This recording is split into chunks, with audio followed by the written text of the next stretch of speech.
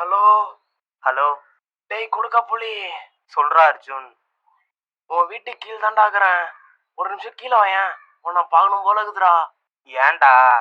டேய் வாடா, உன் கண்ணை பார்த்து ஒன்னே ஒன்று சொல்லிக்கிறேன்டா. நீ சரியான கட்டடா, உன்னை பார்த்தா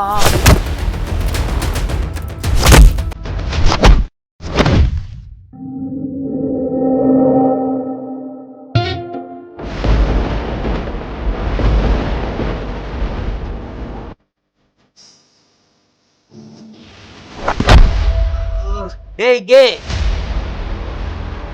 டேய் டேய் அர்ஜுன்,